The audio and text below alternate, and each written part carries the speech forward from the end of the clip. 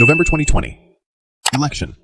Millions of Americans cast their votes, leading to strongly contested results in Michigan with claims of irregularities and vote machine tampering. Key figures in Trump's campaign believed there was more to the story and launched an investigation into tempering voting machine allegations. Trump's arrival in Washington. Former President Trump arrived in Washington to face charges related to conspiracy to overturn the 2020 election. Allegations. Details. Special counsel Jack Smith accused Trump and allies of promoting false claims, pressuring officials, and attempting to wrest electoral votes from Biden. More charges in Georgia. Trump may face additional charges in Georgia for attempting to overturn the election there. Lawyer charged in Michigan. Stephanie Lambert-Yuntila, a lawyer who supported Trump's attempts to overturn the election, was charged with illegally accessing voting machines in Michigan. Investigation and grand jury. A grand jury convened to determine whether criminal indictments should be issued, leading to charges against several individuals. 3/4 of Republicans viewed the charges as politically motivated, with most Republican leaders defending Trump. Security measures.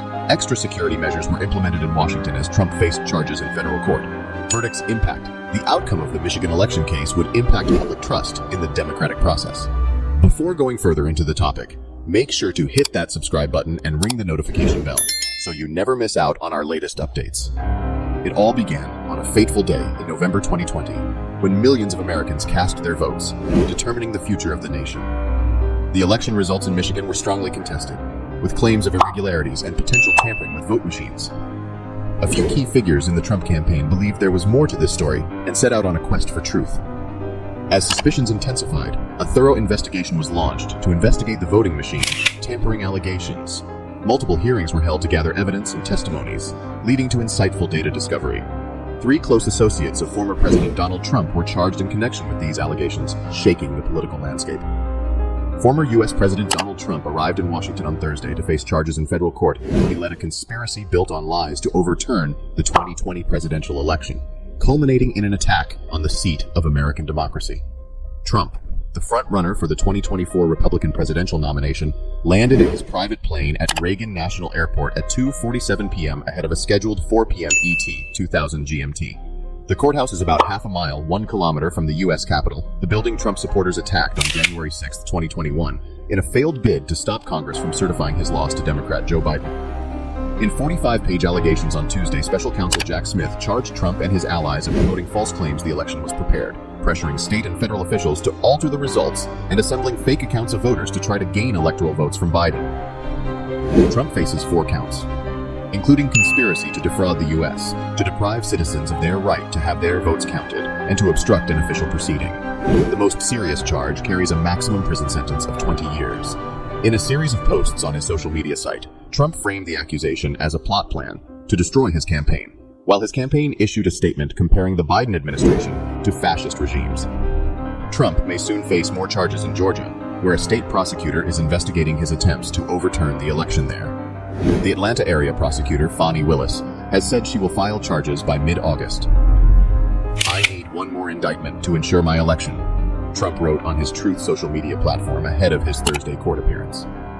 According to CBS News, the Trump legal team hired computer experts to crack, uncode, voting machines following the 2020 election, according to emails and other documents obtained by the Washington Post. Trump's attorneys paid an Atlanta-based forensic firm to successfully copy the hard drives of election servers from Georgia, Nevada, and Michigan. This was revealed after the firm was summoned in a federal lawsuit involving Georgia's election security.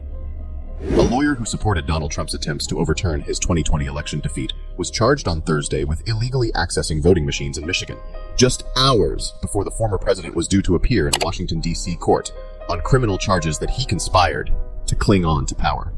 Stephanie Lambert-Yuntila, who, along with other Trump allies, tried to reverse Trump's defeat to Democratic President Joe Biden in Michigan, was charged with accessing, tampering with, and unjustified possession of voting machines in the state, according to court records. Lambert was the 3rd person charged in Michigan this week, after a special prosecutor in that state reviewed allegations that Trump allies illegally accessed voting machines after the 2020 election. 2 other Michigan Republicans, former Michigan Attorney General candidate Matt DePerno and Dare Rendon, a former state representative, made their initial court appearances on Tuesday in connection with the case. All 3 were named last year by Michigan's Attorney General Dana Nessel in an investigation of a scheme to access voting tabulators. Nessel, a Democrat, defeated Trump-endorsed DePerno in her re-election bid last year. Michigan is one of at least 3 states where prosecutors say people breached election systems while embracing and spreading Trump's lie that the 2020 election was stolen. Investigators there say 5 vote counters were illegally taken from 3 counties and brought to a hotel room, according to documents released last year by Nessel's office. The tabulators were then broken into, and tests were performed on the equipment. Prosecutors said that Thursday's announcement ends the charging decisions in this investigation. Investigators named 9 individuals in connection with the scheme. Those not charged include Cyber Ninjas founder Doug Logan, Barry County Sheriff Dar Leaf, Ben Cotton, Jeff Lenberg, and James Penrose. Local clerks that turned over the vote counters and experts who analyzed the equipment were deceived by some of the charged defendants, according to a statement from Special Prosecutor DJ Hilson. Hilson convened a grand bench in March to determine whether criminal indictments should be issued, court documents show. The citizen grand panel carefully listened to the proof and returned a decision to charge each of the defendants, Hilson said Thursday. Lambert, who is listed in court records under the last name Lambert Juntila, appeared before a judge Thursday afternoon and requested not guilty. She is facing 4 criminal charges, including undue possession of a voting machine and conspiracy, according to court records. She did not immediately respond to requests for comment left by email and a phone message with her attorney. On a conservative podcast appearance last week, Lambert said that she had been notified of an accusation and claimed no wrongdoing. She said Hilson was misrepresenting the law. A state judge ruled last month that it is a crime punishable by up to 5 years in prison to take a machine without a court order or permission directly from the Secretary of State's office. Nessel announced last month 8 criminal charges each against 16 Republicans, who she said submitted false certificates as electors for then-President Trump in Michigan, a state Joe Biden won. After Tuesday's indictment, 3/4 of Republicans said they agreed that the charges were politically motivated, showing that Trump's claim that he is the victim of a witch hunt resonates with his base.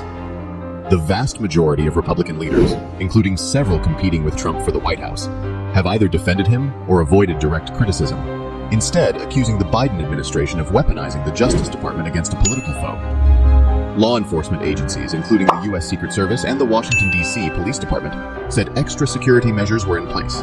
Additional fencing was erected outside the courthouse and snow plows parked to block some nearby roads with a scattered handful of protesters outside, including one holding a sign that read, "Save our democracy." Another pair of people waved a flag with the slogan, "Trump or Death." The indictment describes a phone call in which Pence told Trump there was no legal basis for the theory that Pence could block certification of the election. "You're too honest," Trump responded, according to prosecutors. Although Pence repeatedly told Trump he lacked the authority to reject electoral votes from certain states, Trump kept repeating the claim. On January 6th, as he spoke to his supporters before they attacked the Capitol, Trump said, "If Mike Pence does the right thing, we win the election." Some rioters at the Capitol later chanted, "Hang Mike Pence." Far from deterred by the violence, Trump and an unnamed co-conspirator kept calling Republican members of Congress hours after the riot had ended, still intent on blocking certification, the indictment said. "We need you, our Republican friends, to just try to slow it down," the co-conspirator said in a voicemail to one U.S. senator, according to prosecutors. The indictment's description of the co-conspirator makes clear it was Rudy Giuliani, Trump's former personal attorney. Pence was one of the few prominent Republicans to criticize Trump on Tuesday, saying that anyone who puts himself over the Constitution should never be president. And as the Michigan election case neared its conclusion, the nation held its breath, eager to know the outcome. The verdict would not only decide the fate of the accused, but also impact the public's trust in the democratic process. If you find this video helpful, thumbs up and share it with your family and friends, because sharing is the best form of motivation. Take care until next time with another new topic. Stay happy and stay blessed. Goodbye till next time.